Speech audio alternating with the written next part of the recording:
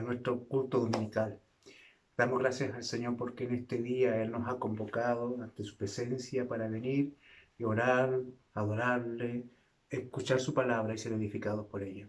Hemos sido objeto de la gracia de Dios, hemos sido alcanzados por las misericordias del Señor. Somos bienaventurados por esta infinita muestra de gracia y poder de nuestro Dios. Por eso hoy día preparamos nuestros corazones. La palabra del Señor dice: bienaventurado el que tú escogieres y atrajeres a ti, para que habite en tus atrios. Seremos saciados del bien de tu casa, de tu santo templo. Salmo 65, verso 4. Entonces, no podemos sino considerar esta oportunidad como una hermosa bendición que vamos a disfrutar del principio hasta el final, que vamos a agradecer desde el principio hasta el final. Te invito a que prepares tu corazón, que dispongas tu vida, que este tiempo sea absolutamente separado para honrar a Dios junto a la iglesia, para escuchar la palabra y ser edificado a través de ella. Te invito a que tengamos un tiempo de oración. Señor, gracias por este día que nos das. Gracias, Señor, porque ha amanecido sobre nosotros un nuevo día en tu gracia.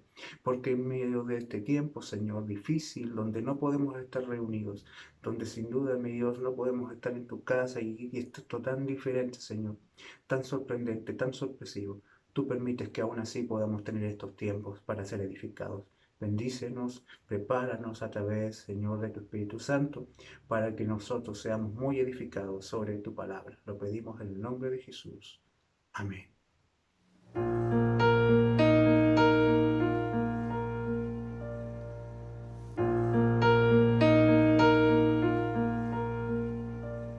Hermanos, que el Señor le bendiga. Le damos la bienvenida a este nuevo servicio en este día domingo, en la mañana. Le invitamos a que juntos podamos adorar a nuestro Señor, de que usted que está en su casa viendo esta transmisión en vivo pueda adorar junto a la familia que le acompaña, para que juntos exaltemos el nombre de nuestro Señor.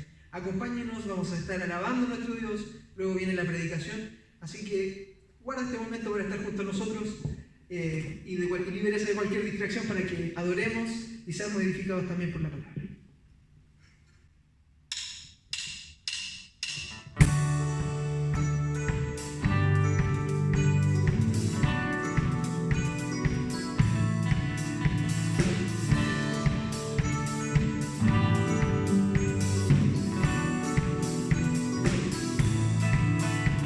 Para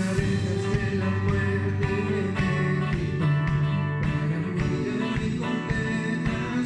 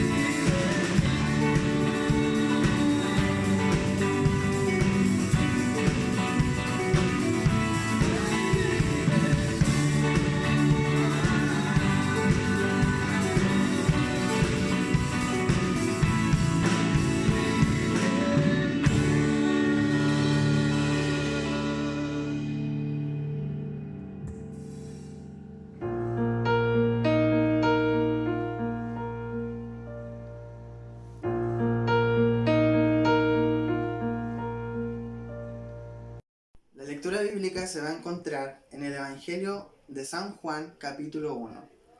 Dice así en el nombre de nuestro Señor. En el principio era el Verbo, y el Verbo era con Dios, y el Verbo era Dios. Este era en el principio con Dios. Todas las cosas por Él fueron hechas, y sin Él nada de lo que ha sido hecho fue hecho. En Él estaba la vida, y la vida era la luz de los hombres. La luz de las tinieblas resplandece, y las tinieblas no prevalecieron contra ella. Hubo un hombre enviado de Dios, el cual se llamaba Juan.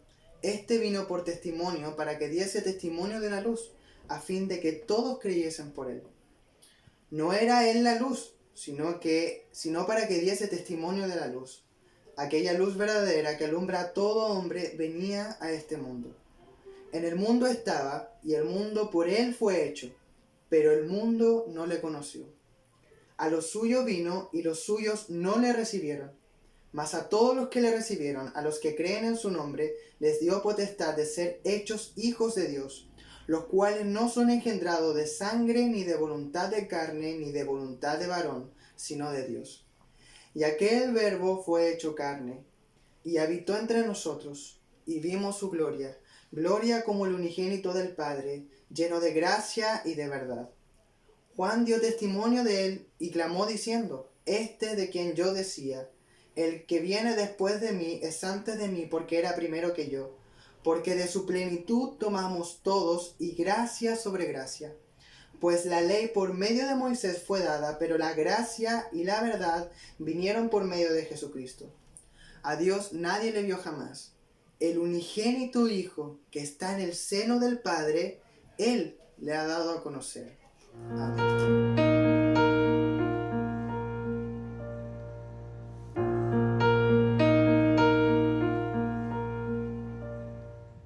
Amén. Les invito a seguir alabando al Señor y que podamos juntos exaltar su nombre.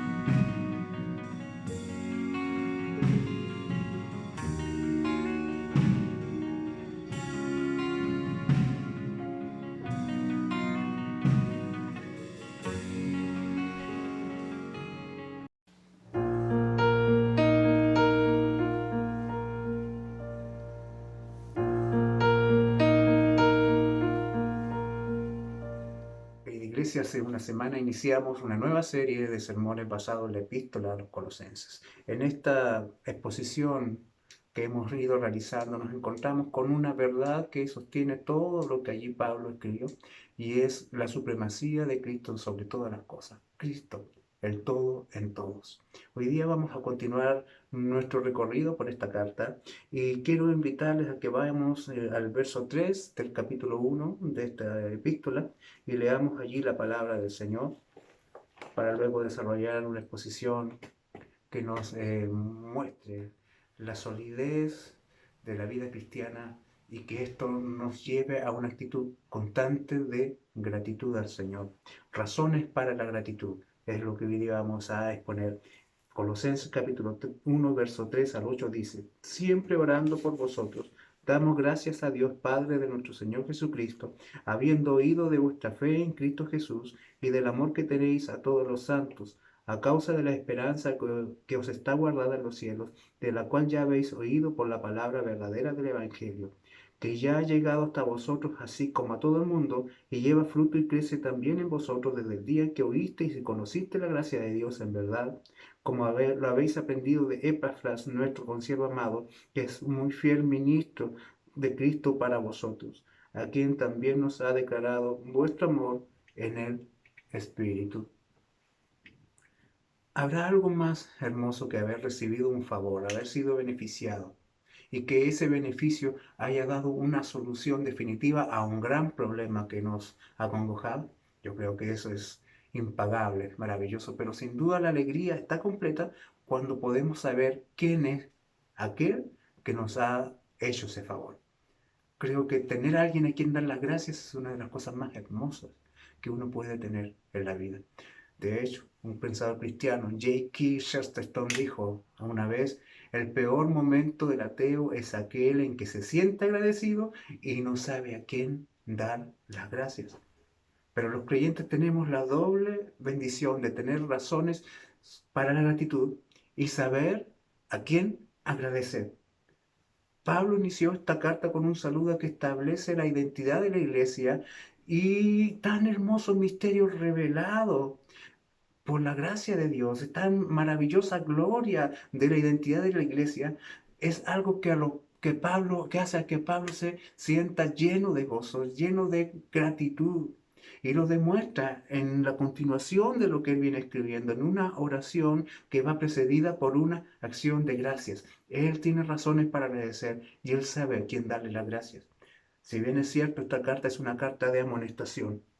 Es una carta que es escrita por una urgencia, que es el asedio que está recibiendo la iglesia de diferentes falsos maestros que quieren introducir la herejía de que se necesita algo más aparte de Cristo para la salvación. Y con esto están socavando el fundamento de la iglesia que está anclada en la supremacía de Cristo. Él, a pesar de que tiene que venir a corregir errores y que hay evidentes debilidades al interior de la iglesia, aún así ve la obra de Dios en esos hermanos. Esa identidad definida en la primera parte, en el primer sermón, tiene un fundamento. Él no da las gracias solamente porque es una persona de buenas modales, que intenta ser amable. No, él tiene razones concretas para agradecer y para glorificar a Dios por aquello que dijo al principio. Ellos son santos y fieles y las evidencias que respaldan esa conclusión están allí a la vista. Estas personas se sostienen en la verdad en un momento en el cual la mentira es aceptada con más rapidez y gozo. Hoy en día también es muy difícil encontrar personas que encuentran la verdad, que la abrazan y perseveran en ella. Hay muchas más personas que prefieren creer cualquier mentira, que prefieren adorar cualquier cosa antes que adorar a Dios. Por eso Pablo, después de definir al creyente, consciente de que un pecador muerto en vida pueda ser llamado un santo y fiel en Cristo, no es posible sino solo por una obra de gracia divina, por una obra majestuosa que tiene su origen en Dios. Consciente de aquello, él no puede sino continuar su carta con una oración que va precedida por una acción de gracia, por una acción de gratitud. Pablo tiene razones para agradecer, aún estando en la cárcel en Roma, se goza de saber que hay hermanos que después de conocer la verdad permanecen en ella. Por eso, si queremos sostener la supremacía de la obra de Cristo, debemos considerar las razones, las evidencias que nos lleven a una gratitud constante hacia la persona del Señor. De esas obras surgen las glorias del Evangelio, que llenan de gozo el corazón de Pablo y que también deben llenar de gozo nuestros corazones. Porque, hermanos, debemos sentirnos agradecidos, pero no basta solo con estar agradecidos. De hecho, la gratitud es todo lo contrario a la amargura, porque todo aquel hombre que está agradecido nunca tendrá espacio para la amargura en su corazón. Debemos estar agradecidos y debemos saber a quién dar las gracias. Debemos tener razones para la gratitud y perseverar en ese poder del Evangelio que logró tan gran victoria en nuestros corazones. Decíamos, cuando introducíamos esta carta, de que Pablo está usando los patrones típicos de las epístolas, de la literatura epistolar de aquel tiempo. Él inicia su carta identificando al autor de la carta, identificando a los destinatarios de la carta, definiendo la identidad de cada uno, y luego continúa, como lo hacían todos, con una acción de gracias. Todos incluían alguna deidad a quien agradecer por algún favor recibido, pero Pablo da las gracias a Dios, Padre de nuestro Señor Jesucristo. El Pablo está diciendo que cada vez que ora y se recuerda de los hermanos en Colosas, él siente un impulso incontenible de agradecer por esas personas, porque ha oído acerca del testimonio de esos hermanos. Ellos han dado testimonio, han mostrado las evidencias de que han sido realmente salvados por el Señor. Son personas que permanecen en una conducta de vida realmente especial. Pero note usted de que aunque ha recibido ciertas noticias buenas de la iglesia y tiene buenos informes de esa iglesia, él nos dice, gracias le doy, hermanos, por ser tan buenos. Tampoco dice, gracias, pastor Epafras, por ser tan buen pastor, por ser tan fiel. No, su prioridad está definida. Él establece a quién le va a agradecer. Y no es ni a la iglesia ni al pastor de la iglesia, sino que él agradecerá al Dios Padre de nuestro Señor Jesucristo. Si nosotros hacemos un resumen acerca de la historia de la iglesia de Colosas, nosotros tenemos que remontarnos a ese tiempo en que Pablo estuvo casi por 3 años en la ciudad de Éfeso. Allí él estuvo enseñando el Evangelio y como es posible leer en Hechos capítulo 19, verso 10, Lucas allí en esa porción nos dice que así continuó por espacio de 2 años de manera que todos los que habitaban en Asia, judíos y griegos, oyeron la palabra del Señor Jesús. El resultado del ministerio de Pablo en Éfeso fue que prácticamente todos los residentes del Asia pudieron escuchar el Evangelio. Ellos escucharon la palabra del Señor Jesús. Tanto judíos como griegos, gente de todas partes, de todas las culturas, fueron expuestos al Evangelio. Muchos llegaban a Éfeso sin duda por razones comerciales, por razones laborales, por razones rituales, pero allí el Evangelio les alcanzó a través del ministerio de Pablo. Y una de aquellas personas alcanzadas por el Evangelio fue este pastor, Epafras, que allí fue salvado por el Señor y luego retornó a sus tierras, retornó allí a las riberas del río Lico para plantar iglesias tanto en Hierápolis como en la Odisea y puntualmente aquí en la ciudad de Colosas. Allí, hermanos, nosotros estamos viendo de que este ministerio en sí, esta iglesia en esta ciudad, pudiese ser identificada como una extensión directa del ministerio de Pablo. Pero Pablo no da las gracias ni a Epafras, ni a los hermanos, ni siquiera él se reconoce como parte de alguien que debe recibir algún crédito. Porque ninguno de ellos, ni los hermanos en Colosas, ni Epafras, ni Pablo mismo, fueran algo, si no fuera por la gracia de Dios. Ellos son lo que son por la gracia de Dios, por la voluntad soberana del Padre. Pues la salvación es del Señor. Nadie se salva a sí mismo. Los que estamos hoy incluidos en el cuerpo de Cristo, no estaríamos aquí si no fuera por el decreto soberano del Dios Todopoderoso que nos quiso salvar. Así primero, Pablo establece a quién va a agradecer. Sus gracias serán dadas a Dios y usa la fórmula Padre de nuestro Señor Jesucristo. Porque así primero establece la estrecha unidad que existe entre Dios el Padre y Dios el Hijo. Así también establece la igualdad de naturalezas y de esencia entre el Padre y el Señor Jesucristo. Porque a través de aquella verdad declarada, Él está situando a la iglesia bajo el señorío del Señor Jesús, quien es descrito con el título Nuestro Señor. ¿Por qué? Porque Él tiene todo el derecho sobre el pueblo que adquirió con su sacrificio.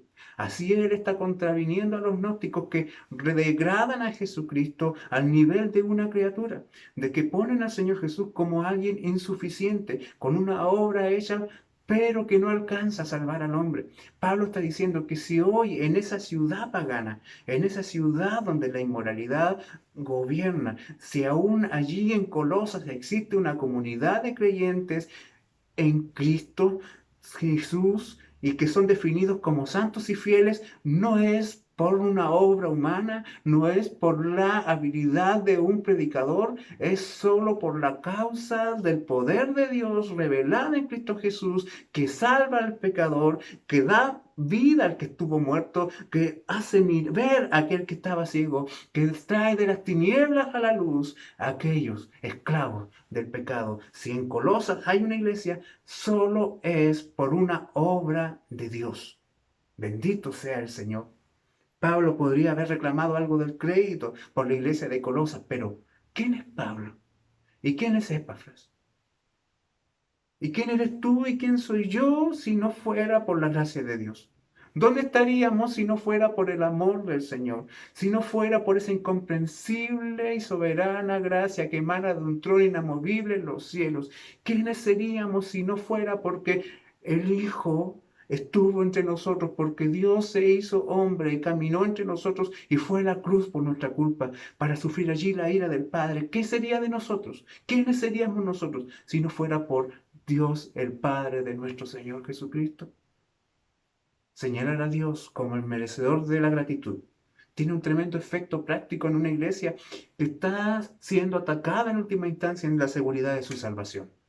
Porque estos falsos maestros están diciendo que si solo creen en Cristo no son completamente salvos, deben adquirir un conocimiento misterioso, deben practicar ciertos rituales, deben abstenerse de ciertas comidas, deben observar ciertas fechas para que puedan ser completamente salvos. Entonces, cuando decimos Dios es el que merece toda nuestra gratitud, está descartando de plano de que esta iglesia se sostenga sobre el discurso de algún hábil predicador.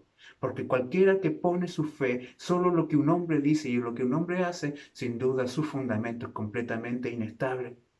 Pero cuando uno se apoya en la gracia soberana del Dios Todopoderoso, que cuando promete cumple, el Dios que se sienta en el cielo y hace lo que le place, y que cumple toda su santa voluntad, que ha señalado el fin desde el principio, cuando sus vidas están escondidas de tal Dios, están escondidas en la presencia de tal Dios. Toda la gloria sin duda le pertenece a Él. Toda acción de gracias debe estar dirigida hacia Él. El triunfo definitivo de la iglesia nunca va a ser producto de la perfección de la iglesia. Si usted tiene la visión, si usted busca la visión de la iglesia triunfante en los cielos que aparece en el libro de Apocalipsis capítulo 7, podemos leer lo siguiente. En el verso 10 dice, y esa gran multitud clamaban a gran voz diciendo, la salvación pertenece a nuestro Dios que está sentado en el trono y al Cordero. Y en el verso 13 dice, entonces uno de los ancianos habló diciéndome, estos que están vestidos de ropas blancas, ¿quiénes son? ¿Y de dónde han venido? Y yo le dije, Señor, tú lo sabes. Verso 14 dice así. Y él me dijo, estos son los que han salido de la gran tribulación y han lavado sus ropas y las han emblanquecido en la sangre del Cordero. Ellos, los que están allí, esos triunfantes multitudes que adoran al Señor, sin duda está compuesto de un montón de hombres que pudiesen haberse estado preguntando, ¿cómo llegué hasta aquí? Si fui un hombre tan malo en mi vida, si fui un hombre tan torpe, si fui tan inconstante, si hice tantas promesas que nunca cumplí, si fui tan propenso de dejar al Dios que me amó primero. Y aquí estoy, adorando frente a una multitud, y no estoy vestido de harapo, sino que de lino fino y blanco y resplandeciente. ¿Cómo llegué hasta aquí? Y la respuesta está en la canción que ellos entonan. La salvación pertenece a nuestro Dios y al Cordero. Yo no estoy aquí por la perfección de mi alma. No soy lo que soy porque soy más inteligente que otro. No, si hoy somos iglesia y si un día seremos una iglesia triunfante en los cielos, es por la sangre del Cordero derramada en la cruz, porque la salvación es de Dios. A Él deben ser dadas las gracias siempre, en todo tiempo. Bendito sea el Señor. Dios es el objeto de la gratitud de Pablo. ¿Y por qué Pablo agradece con tanta vehemencia a Dios por lo que ha visto o por lo que ha oído de los hermanos en Colosas? Porque hay razones para la gratitud. Pablo dice a continuación: habiendo oído de vuestra fe en Cristo Jesús y del amor que tenéis a todos los santos a causa de la esperanza que os está guardada en los cielos, de la cual ya habéis oído por la palabra verdadera del Evangelio. Pablo está diciéndonos con esto, de que cada vez que ora por los hermanos da gracias a Dios, y esa gratitud proviene de evidencias concretas en la vida de los hermanos que testifican a favor de esa congregación, que aunque deben ser corregidos y aunque deben ser animados a permanecer en fidelidad a Dios, y aunque existen muchas debilidades entre ellos, es evidentemente manifiesto un patrón de transformación en la vida de esa iglesia, que evidencia la obra de salvación de Dios en sus corazones. Porque el Evangelio verdadero, el Evangelio, la palabra de verdad del Evangelio, siempre será eficaz en producir frutos en la vida de los creyentes. ¿Quién conseguirá de que una iglesia sea todo lo que debe ser? El poder del Evangelio predicado en esa iglesia. Epafras ha predicado fielmente el Evangelio y esta palabra ha desarrollado una obra, un fruto en los corazones de estos hermanos. El fruto evangélico es evidente en la vida de la iglesia de Colosas. Pablo siempre menciona en sus cartas el fruto evangélico. ¿Cuál es el fruto evangélico? Es aquello que se conoce también como la triada de virtudes de la plenitud de la vida renovada. Las cosas que permanecen. Primera de Corintios capítulo 3, versículo 3. La fe, la esperanza y el amor. La triada de virtudes evangélicas están presentes también aquí en la iglesia de Colosas. Porque Pablo dice que ha oído de ellos. Ha oído de la fe en Cristo Jesús, del amor por todos los santos y de la esperanza que está guardada para ellos en los cielos. La fe, el amor y la esperanza. Quizás el orden es diferente porque Pablo en Corintios lo establece quizás en un orden de importancia ética, pero acá en Colosenses quiere establecer un orden lógico para cada una de estas virtudes. Lo que es importante, hermanos, es que nosotros podemos concluir con esto, de que Pablo tiene razones concretas por las cuales agradecer. Él no es solamente un hombre que quiere impresionar a sus lectores con palabras que puedan sonar amables solamente. Él tiene esa gratitud fundamentada en una tremenda verdad. Estas tres virtudes que Pablo menciona nunca surgen naturalmente en el corazón del hombre. No vienen en nuestra naturaleza. Siempre florecerán como consecuencia directa de la gracia de Dios. Por eso Pablo da gracias a Dios, por lo que ha hecho en esta iglesia, que se hace concreto en la aparición de estas virtudes en estas personas. Estas virtudes solo habitan en el corazón de un hombre salvado. Ahora entendemos la prioridad del por qué Pablo agradece tanto a Dios en el primer punto que hemos ya expuesto. Primero, él agradece. La primera razón por la cual agradece es que él ha oído, ellos han oído, él junto a los otros ministros del Señor concuerdan en que han oído acerca de la fe en Cristo Jesús que está en esta iglesia. Porque sin duda la fe es aquello que nos lleva a aferrarnos a Cristo como Salvador. Porque sin fe es imposible agradar a Dios.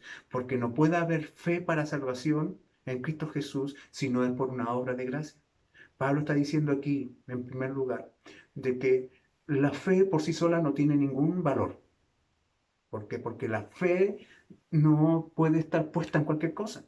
La fe de los colosenses está puesta en Cristo Jesús, el Verbo encarnado y sacrificado por nuestros pecados. Los herejes decían de que había que depositar la fe en Cristo y en algo más, y en diferentes objetos de la fe, de donde poner la fe para alcanzar la salvación. Pero Pablo afirma que la fe solo debe estar puesta en Cristo. La salvación no está en la fe sola. La fe está puesta en la fe solamente puesta en Cristo. ¿Mm? Y eso es importante que nosotros los entendamos, porque hoy día sin duda hay muchas religiones que pareciera que tuviesen más fe inclusive que los cristianos, pero no sirve de nada esa fe si no está puesta en algo valioso realmente. Y Cristo es sin duda el objeto de la fe de esa iglesia. Efesios capítulo 4, verso 8 dice que la fe es un don de Dios. Ellos no confían en su propia justicia, ellos confían en la justicia de Cristo. Y para que un hombre deje de confiar en sí mismo y pueda aferrarse de Cristo como Salvador, después de haber vivido una multitud de años adorando a ídolos, viviendo inmoralmente, viviendo de una forma licenciosa, entregado al pecado, y ahora venir y reconocer a Cristo como el único que le puede salvar, es imposible, si no es por una obra de Dios. Esto es un milagro parecido al que un muerto vuelva a la vida. Tener fe en Cristo es un milagro de resurrección. Y Pablo ha oído de la fe de estos hermanos en Cristo Jesús. Así también como ha oído acerca del amor que ellos tienen por todos los santos. Si usted considera el texto, la fe en Cristo Jesús y el amor que tenéis por todos los santos se da a entender como una sola idea prácticamente. Pablo pareciera que quiere establecer aquí de que si hay fe en Cristo Jesús, debe haber amor por la iglesia de Cristo. Y este amor por los santos también es una obra de gracia divina. Pues nadie ama a alguien con quien no comparte ningún vínculo sanguíneo o que por lo menos comparte algún interés en común, sino es porque Dios le ha traído a Jesucristo y Jesucristo ha transformado su corazón. Pablo está diciendo aquí que todos los que tienen fe en el Señor Jesucristo lo evidencia desbordando amor por los santos. Así es como sabes de que amas a Cristo. Así es como sabes de que te aferras a Jesús, en que amas a las personas que Cristo ama. Porque Gálatas 5, verso 6 dice de que siempre la fe obra en el amor. Así es como la fe es objetiva. La fe no se puede poner en cualquier cosa, sino que en Cristo Jesús el amor verdadero, el amor cristiano tampoco es un amor abstracto, es un amor específico, es un amor que tiene una forma clara de ser evidenciada. Usted quizás ha escuchado cómo muchos populistas hoy día levantan sus voces y declaran su amor por el pueblo y cosas así. En realidad, cuando hablamos del verdadero amor, esas verdades y esas palabras que dicen los hombres en este mundo no valen nada, porque no es un amor genérico. El amor verdadero no es un amor abstracto, sin un objeto claro a quien amar, sin un objeto claro a quien nos demande tiempo, atención, cuidado, sacrificio, autonegación. Un amor que no va acompañado del sacrificio no vale de nada. El amor cristiano no es un sentimiento, es una acción. El amor cristiano es objetivo, así como la fe cristiana es objetiva. El amor cristiano es objetivo, la fe cristiana es objetiva porque está puesta en Cristo. El amor cristiano es objetivo porque está enfocado en los santos de Dios. Cada verdadero creyente guarda en su corazón a sus hermanos y se da a conocer como cristiano a través del amor que tiene por sus hermanos. Si tu fe está puesta en Cristo, amas a los creyentes, amas estar con ellos, amas cantar con ellos, tienes alegría cuando ellos están alegres y lloras con las penas de tus hermanos. Sin duda, este tiempo de pandemia ha sido una tremenda prueba para la iglesia, porque si hay algo que la iglesia ama es estar con sus hermanos. Cualquiera que diga que ama a la iglesia, pero no ama a los hermanos, es un falso creyente. Lamentablemente es así, porque si usted va a la epístola de Juan, A la primera epístola de Juan, el capítulo 3, verso 14, dice, nosotros sabemos que hemos pasado de muerte a vida porque amamos a los hermanos, y el que no ama permanece en muerte. Así de tajante es la verdad del amor de los cristianos por los otros cristianos. Porque como les digo, aquí esto no es un amor como dice, oh, yo amo al mundo, yo amo la naturaleza, yo amo a los pájaros. No, se trata de un amor específico, puntualmente enfocado en los otros creyentes. ¿Sabe usted? Hay un gran problema en muchas personas hoy en la iglesia. Hay muchas personas que aman predicar, pero no aman a aquellos que les predican. Hay personas que aman enseñar, pero no aman a aquellas personas a las cuales les enseñan. ¿Por qué? Porque solamente están presentes en la congregación cuando les toca predicar o cuando les toca enseñar. Y cuando no están ellos visibles, simplemente no les interesa pasar tiempo con aquellos que se supone que deben amar. Y aquel que no ama a sus hermanos no tiene fe en Cristo. Pero gracias a Dios, en la iglesia de Colosas hay hermanos que han puesto su fe en Cristo y esta fe se evidencia en que ellos aman a los santos. Ellos han oído de virtudes maravillosas en la iglesia de Colosas y estas virtudes tienen una causa y esta causa según el texto es que, verso 5, a causa de la esperanza que os está guardada en los cielos, de la cual ya habéis oído por la palabra verdadera del Evangelio. Ellos han oído de que estos hermanos tienen fe en Cristo, de que estos hermanos aman a todos los santos, de que estos hermanos perseveran en en aquella esperanza que está guardada en los cielos para ellos. La lógica de Pablo es de que el amor brota de la fe y ambas virtudes están sostenidas en la esperanza. Y esta los anima a perseverar, les renueva cada día. Debemos recordar que la esperanza unida a la fe significa una certeza y no una probabilidad. Por eso el amor se desvanecería si no hubiera una esperanza. Eclesiastés 3:11 dice, todo lo hizo hermoso en su tiempo y ha puesto eternidad en el corazón de ellos. El creyente vive con su corazón puesto en la eternidad y por eso soporta la vida temporal. Se sostiene en la gloria que le está reservada por la obra de Cristo y eso le sujeta, eso le afirma para vivir una vida decente, provechosa y amable en medio de un mundo violento, caótico e inmoral. Los mismos ateos han llegado a la siguiente conclusión, de que por el bien de la preservación de la sociedad, que por el bien de la preservación de la especie humana, es necesario que se mantenga la religión cristiana, esa que ellos atacaron tan fuertemente. Ellos dicen, no, por el bien de nuestras mismas vidas es necesario de que el cristianismo se mantenga presente. ¿Por qué? Porque el cristianismo implica una esperanza en una vida eterna y las sociedades sin esa esperanza, como ya ha ocurrido en diferentes lugares del mundo, cuando la gente quita de su corazón la esperanza en la eternidad, se vuelven sociedades decadentes, inmorales y violentas. Estos hermanos viven con su mirada anclada en los cielos y por eso aman y por eso soportan y por eso sobrellevan a aquellos que están a su alrededor con gozo. Bendito sea el Señor. Hay razones para agradecer. La fe, la esperanza y el amor en la iglesia son obras de Dios y Pablo las reconoce así y las agradece. Finalmente podemos encontrar algunos principios con respecto al Evangelio que se manifiestan en la iglesia de Colosas y que les mantienen perseverando aún rodeados de tantos peligros. Primero, la fe tiene un punto de partida. En el mismo verso 5 dice, de la cual ya habéis oído por la palabra verdadera del Evangelio. ¿Cuál es el punto de partida de la fe que, cierto, es sostenida por esta esperanza?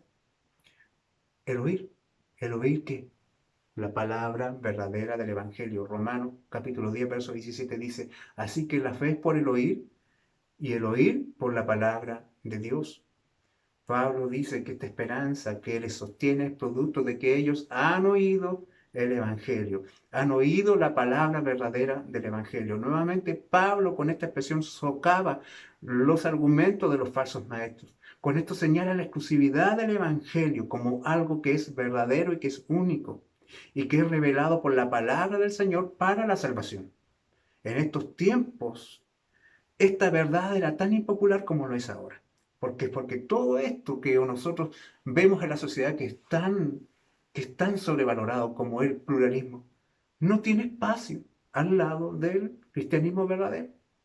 A Pablo no le interesa ser políticamente correcto. A Pablo no le interesa simpatizar con los herejes. A Pablo no le interesa, ¿cierto?, quedar bien con el resto de aquellos que denigran el Evangelio. No, a Pablo no le interesa aquellas cosas. Él dice de que no puedes creer en cualquier cosa, de que no puedes creer cualquier idea. Simplemente señala que la fe que salva y que transforma y que sostiene a los creyentes es la fe revelada por el Evangelio. Una predicación aguada en filosofías humanas nunca tendrá un poder transformador. Si queremos ver transformación en nuestras vidas, si queremos ver transformación en nuestras iglesias, debemos creer en el Evangelio y debemos perseverar en él. Debemos seguir inquiriendo en las verdades gloriosas del Evangelio. El Evangelio no es un sentimiento. Algunos dicen el Evangelio es un estilo de vida, pero ¿sabes tú? Tampoco es eso. ¿Qué es el Evangelio? El Evangelio es un mensaje. Es un mensaje que afecta la vida definitivamente, que la transforma. ¿Me entienden? Yo no puedo decir yo vivo el Evangelio, porque el Evangelio es imposible que yo lo pueda vivir, porque el Evangelio se trata de Cristo y de lo que Cristo vivió y de lo que Cristo hizo, y eso gobierna ahora mi vida y ahora puedo yo vivir a la sombra del Evangelio. Bendito sea el Señor. El Evangelio es un mensaje con un contenido claro y específico que debe ser, como dice el texto acá, oído, y que en el verso 6 profundiza y dice que ha llegado hasta vosotros así como a todo el mundo y lleva fruto y crece también en vosotros desde el día que oísteis y conocisteis la palabra de Dios en verdad. Entonces este mensaje que es claro y específico debe ser oído, debe ser conocido y debe ser aprendido.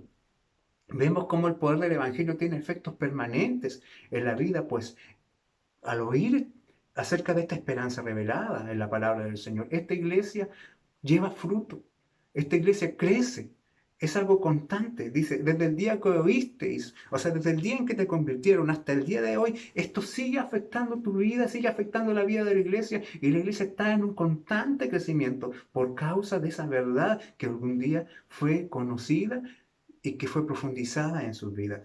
Así como la fe salvífica es una evidencia de la gracia de Dios, el crecimiento constante de la vida cristiana es evidencia de haber conocido la gracia. Notemos aquí que se debe oír y conocer la gracia de Dios en verdad. Esto implica la responsabilidad que tiene todo creyente de oír el Evangelio y luego estudiarlo con fidelidad, estudiarlo en verdad. Esto significa que debe ir a las profundidades del conocimiento de la fe. Hermanos, una vida transformada nunca será posible desapegada del conocimiento de la verdad revelada en el Evangelio. Por lo tanto, nuestro crecimiento debe ser constante. Tú no puedes ser igual después de 30 años, si no puedes ser el mismo que cuando recién llegaste a la iglesia. No puedes, tienes que ir creciendo. Tienes que estar oyendo el Evangelio, tienes que estar conociendo el Evangelio, tienes que estar profundizando en el Evangelio. Muchos piensan que el Evangelio es el silabario del cristianismo. Las primeras lecciones que se toman al principio y que luego deben ser reemplazadas por otras cosas más altas y sublimes. Pero la verdad, hermanos, es que Pablo dice de que esta iglesia es lo que es porque ha hecho del Evangelio el alfa y la omega de su vida cristiana. Su fe está constantemente siendo expuesta a las verdades gloriosas reveladas por el Señor. Cada día oyen a su pastor, el fiel Epafras, que les enseña y que se goza en ver el resultado de la obra en sus corazones, el amor en el Espíritu. O sea, en esta iglesia hay una real transformación. Es una iglesia que va de gloria en gloria, que va creciendo cada día. No es una iglesia estancada, no es una iglesia autocomplaciente, no son un grupo de hermanos holgazanes, sino que hay un crecimiento evidente, constante y progresivo en la fe. Bendito sea el Señor, hermano. Nosotros estamos con una constante transformación y debemos siempre estar pendientes si nuestras vidas están siendo transformadas todos los días. Si estamos siendo moldeados todos los días, si nunca tomas tu Biblia, si nunca escuchas la palabra, si nunca profundizas en los fundamentos de tu fe, no esperes ver transformación en tu vida. Pablo está diciendo, estos hermanos cada día están viviendo en esa esperanza y están creciendo en ella. Desde el día que creyeron, siguen creciendo porque profundizan en la verdad y las evidencias están allí a la vista. En conclusión, queridos hermanos, ser cristiano significa conocer y creer con todo el corazón en un mensaje muy específico. Y este es de que somos pecadores, que hemos transgredido la ley de Dios, que injustamente está airado contra nosotros y que nuestro pecado es tan horrendo que no podemos hacer nada para salvarnos a nosotros mismos.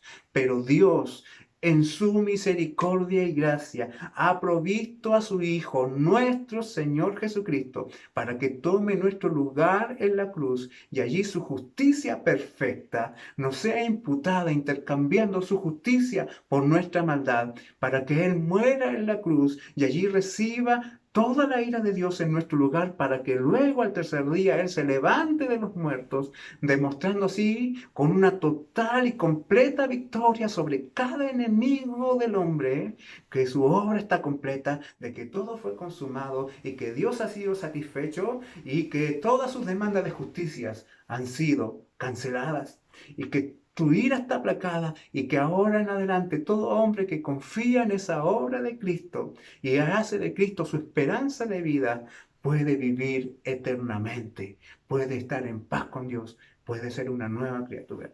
Si has creído esto, da gracias a Dios. Honra al Señor si has creído esto, porque Él ha obrado en tu corazón y tu vida ahora es diferente. Ya no estás atado al pecado, pues amas sinceramente a tus hermanos y cada día estás creciendo en la fe. Sin duda, si nos miramos a nosotros mismos, nos vemos débiles, a veces llenos de dudas. No somos todo lo que debiéramos ser, pero sin duda, por la gracia de Dios, ya no somos lo que éramos. Y por eso tenemos una esperanza gloriosa que nos sostiene, de que viene un día en que todo será hecho nuevo. Pablo da gracias a Dios por esto. Demos gracias también al Señor por estas hermosas verdades, por este amor asombroso. Adorémosle por lo que Él ha hecho en nosotros. A Él sea la gloria en medio de su iglesia. Tenemos razones poderosas para la gratitud. Fe en Cristo, amor por los santos, esperanza en las cosas que aún vienen. Este tiempo va a pasar, este mundo va a pasar, pero algo no va a pasar, algo nunca cambiará, y es la fidelidad de Dios, es el poder de Dios, y es la gloria de la iglesia. Hermanos, nada en este mundo podrá cambiar el destino de los salvados. Esa multitud del Apocalipsis 7, en esa multitud estás tú, estoy yo, que están todos nuestros hermanos a través de la historia, a través del tiempo, que han confiado en Cristo como Salvador. Bendito sea el Señor. Hay que agradecer por lo que Cristo ha hecho en nosotros. Bendito sea su nombre. Oremos. Señor, te damos gracias por las virtudes de tu amor, por el infinito alcance de tus misericordias.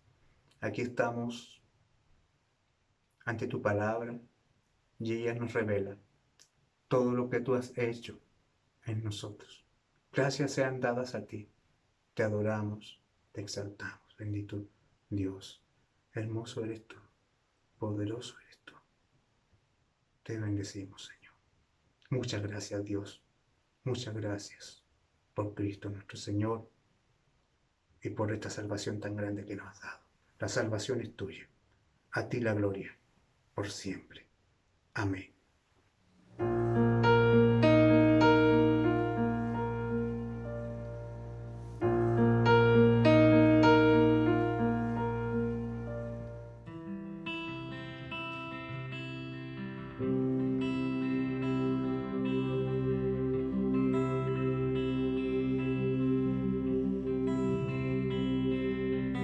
Mirar las estrellas me asombró.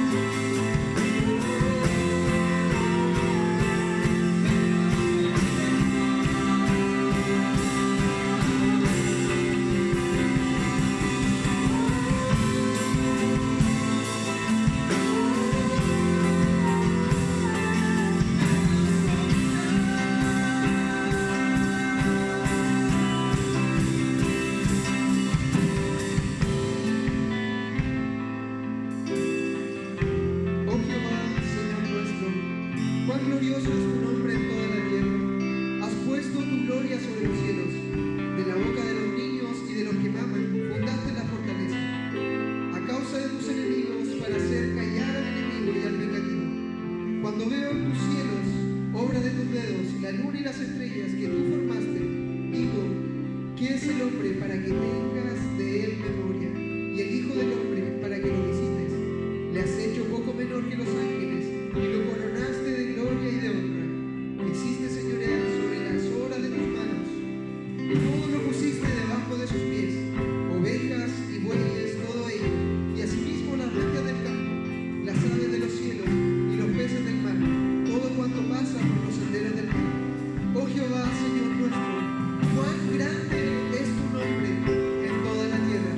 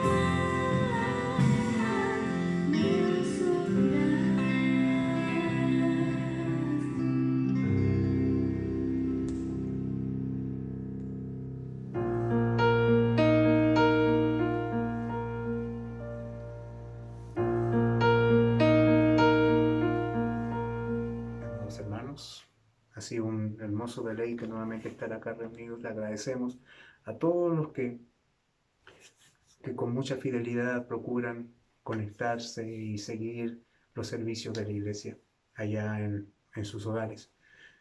Han sido, bueno, lo hemos dicho ya muchas veces, en días diferentes, tiempos diferentes. Pero aún así seguimos siendo iglesia, seguimos siendo el pueblo de Dios. Seguimos unidos por algo que va más allá que un interés común. Estamos unidos por la obra del Señor, por la misericordia de Dios, por la gracia de Dios. Y por eso en este día nos hemos juntado a adorarle y a honrarle. Y este no es un día cualquiera tampoco, es un día especial.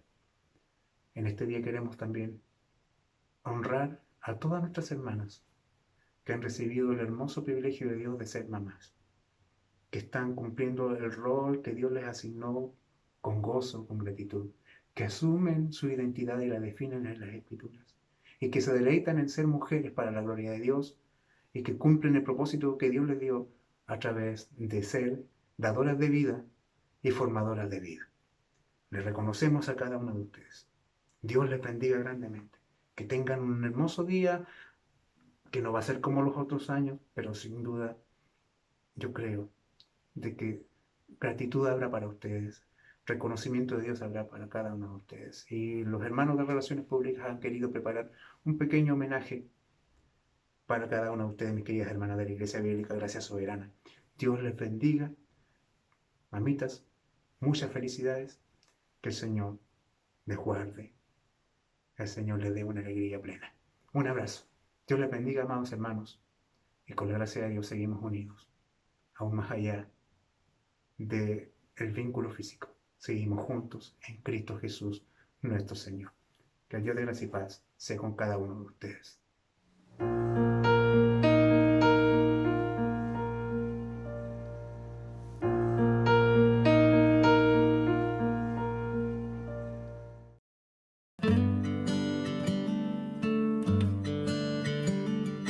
Dicen que son pocas y me consta, son pocas las que son como tú, guerrera, genuina y verdadera, amante de lo bueno eres mamá, siempre tan atenta de tu casa, hermosa y temerosa de Dios. Por eso tu estima sobrepasa cualquier piedra preciosa y su valor. Te he visto pelear grandes batallas, postrada de rodillas al altar. Te he visto luchar por tu familia y amarnos de forma incondicional. Virtuosa mujer, ¿quién la hallará?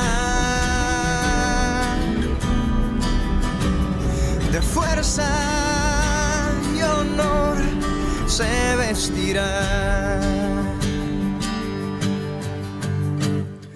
Dicen que son pocas y me consta, son pocas las que son como tú, guerrera, genuina y verdadera, amante de lo bueno eres mamá, siempre tan atenta de tu casa, hermosa y temerosa de Dios. Por eso tu estima sobrepasa cualquier piedra preciosa y su valor. Te he visto pelear grandes batallas, postrada de rodillas al altar. Te he visto luchar por tu familia y amarnos de forma incondicional. Virtuosa mujer, ¿quién la hallará? De fuerza y honor se vestirá. Oh, virtuosa mujer, ¿quién la hallará? Tesoro de Dios, eres mamá. Tesoro de Dios, eres mamá. Tesoro de Dios, eres mamá.